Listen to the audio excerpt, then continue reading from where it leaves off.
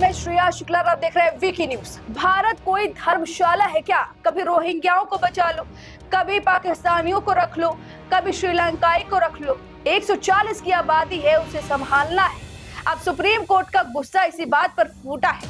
क्यों नाराज हो गया और क्या कुछ कहा है, चलिए आपको बताते हैं। दरअसल श्रीलंकाई एक नागरिक ने याचिका डाली थी सुप्रीम कोर्ट में, जिसकी सुनवाई कर रहे थे जस्टिस दीपांकर दत्ता और जस्टिस के विनोद चंद्रन की बेंच।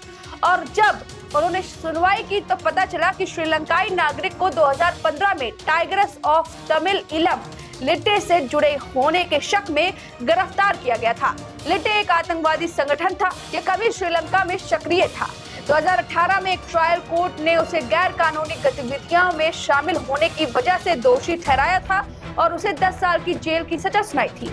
फिर 2022 में मद्रास हाई कोर्ट में उसने याचिका डाली और फिर उसकी याचिका में सुनवाई के दौरान सजा को घटा दिया गया और 7 साल कर दिया। लेकिन कोर्ट ने कहा कि सजा पूरी होने के बाद उसे देश छोड़ना होगा। कोर्ट ने यह भी कहा कि निर्वासन से पहले उसे एक शरणार्थी शिविर में रहना होगा। इसका मतलब है कि उसे देश से निकलने से पहले कुछ समय के लिए खास शिविर में रहना होगा। याचिकाकर्ता ने सुप्रीम कोर्ट को बताया कि वह वीजा लेकर भारत आया था। उसने कहा कि उसके जीवन को अपने देश में खतरा है। उसने यह भी कहा कि उसकी पत्नी और बच्चे भारत में बसे हुए हैं। उसने बताया कि वह लगभग 3 साल से हिरासत में है।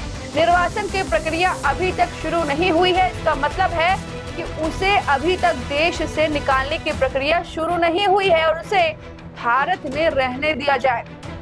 इस पर सुनवाई के दौरान जस्टिस दत्ता एकदम से गुस्से में आ गए और उन्होंने कहा कि क्या भारत पूरी दुनिया के शरणार्थियों की मेजबानी करेगी?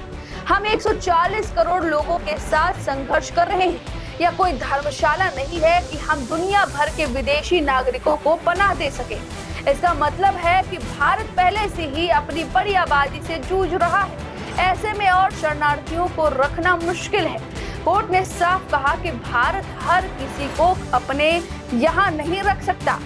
इधर याचिकाकर्ता के वकील ने संविधान के अनुच्छेद 21, जिसमें कहा गया है कि जीवन और स्वतंत्रता की आजादी दी गई है, और अनुच्छेद 19, जिसमें बोलने और घूमने की स्वतंत्रता का हवाला देते हुए कहा कि इन्हें रहने दिया जाए। इस पर अदालत ने कहा कि अनुच्छेद 21 का उल्लंघन नहीं हुआ है, क्योंकि उसे कानून के मुताबिक हिरासत में इस शख्स को लिया गया है।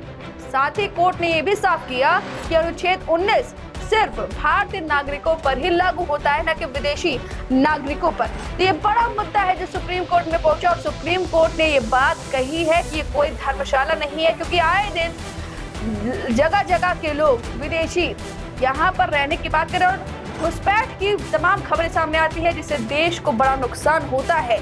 और यही वजह है कि सुप्रीम कोर्ट ने ये बड़ा बयान दिया है। अब इस बयान पर आपकी क्या राय है, हमें कमेंट करके जरूर बताएं। वीके न्यूज, राष्ट्र के नाम।